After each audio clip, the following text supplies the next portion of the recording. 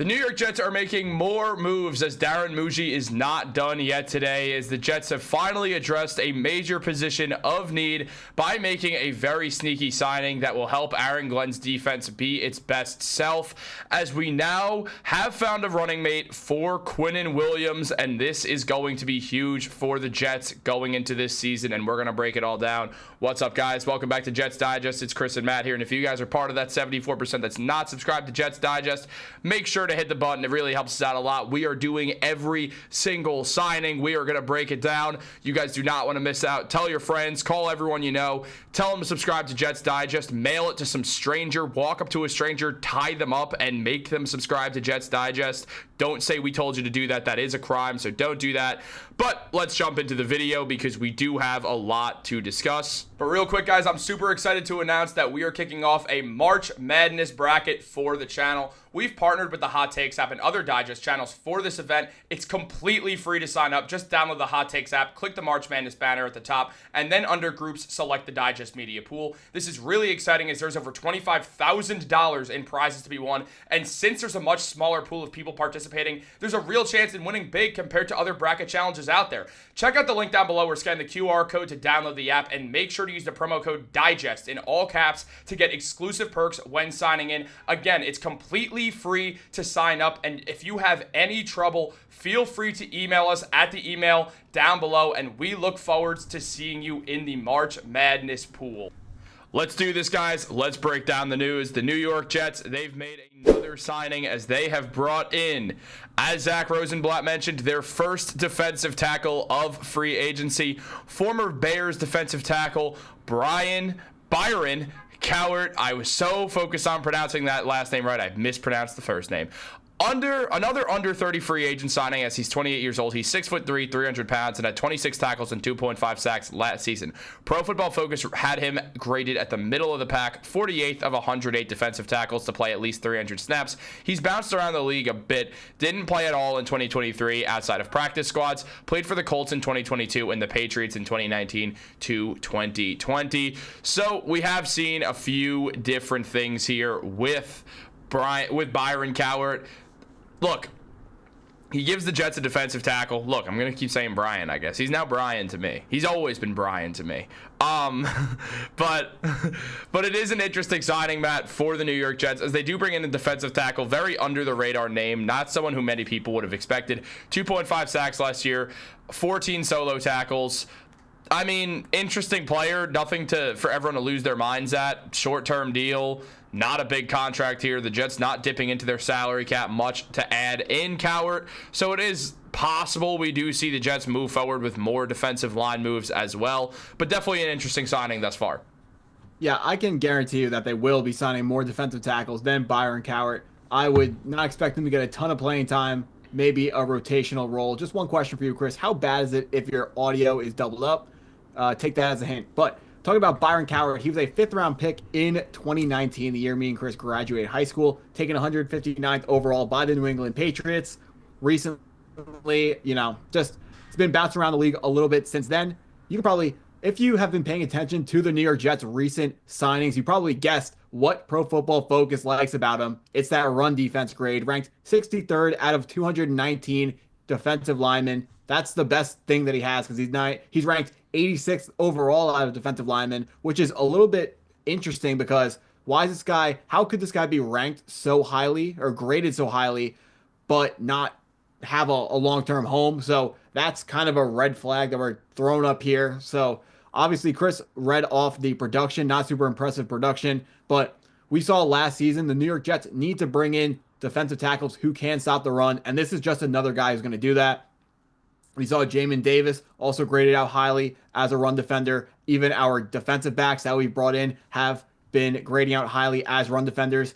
It is no secret that Aaron Glenn, his goal is going to be stop the run on defense. So I'm excited to see how that works, because I got sick of people running the ball way too easily on us last year. And after we stop the run, teams are going to be forced to pass. And once they're forced to pass, we have our first-round picks, defensive edges, who we spent those first-round picks on, Jermaine Johnson and Will McDonald. So I can't wait to see how that works. Stephen Wilkes is going to have a lot to work with when it comes to personnel. What kind of formations does he want to run? We know he wants to run a lot of nickel with some crazy blitzes coming out from different angles. These guys, when other players are blitzing, the guys who are not blitzing are going to have to be ready for the run. They got to be able to hold up their gaps and got to stay sound with their guy, keep up their gap integrity, and got to make sure we can stop the run because we did not do that at all last season. Yeah, and that's increasingly become a thing for the Jets over the offseason thus far, is trying to get run prevention in with the moves that they've made thus far, whether it's Brandon Stevens or Andre Sisco. It's been adding guys who can stop the run. And now this is a guy on the defensive line who is going to help with run stopping. Absolutely important for the Jets. As you mentioned, certainly there's going to be more defensive tackle moves. Cowart will be a guy who, depending on how Aaron Glenn runs it, could get some reps, won't be a starter, has not really ever been a starter in his NFL career, at least for the longer part of it. So taking a look at that, in fact, Cowart's someone who's played in 2019, 2020, 2022, and 2024.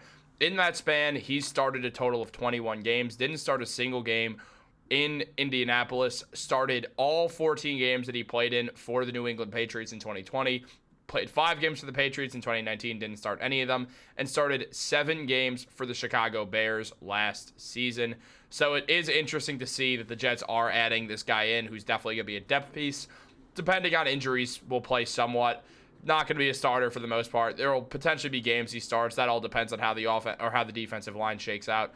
Further for the New York Jets, obviously, when discussing players like this, you do wonder about a guy like a Mason Graham, who's been someone on the Jets' radar for a while as well. So you wonder how, not this signing particularly, because this would not change anything, but the Jets' interest in Mason Graham, Cowart's not going to stop them from drafting someone, essentially, is the best way to put it. So it is interesting to see that. On top of that, you see how the New York Jets have moved, and now they have Cowart, as of right now, going to be the guy lined up to play next to Quinnen Williams. Obviously, that could change very quickly. Quinnen Williams has been phenomenal for the Jets throughout his career. The last 3 seasons, been a Pro Bowler. This season, playing defensive tackle, had a lot less sacks than the years prior.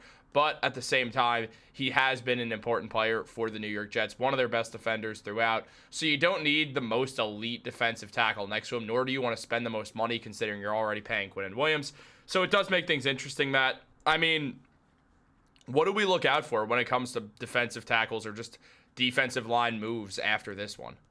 Yeah, that's a great question. I just want to quickly point out his 7 starts last season came all after week 11. He started 7 of the 8 games from the end of the season. So maybe the Bears saw something that they liked in him, and that's why he started playing more, and maybe Aaron Glenn sees the same thing in him. But talking about more moves that we're going to see going forwards, I would expect the New York Jets to go out and sign more defensive tackles. It's not going to be a marquee name guy because they aren't available anymore in free agency. Definitely keep an eye on Mason Graham in the draft. If he falls to us, I have no doubt that he would be the pick, but I highly expect him to not be on the board when the New York Jets are picking at 7.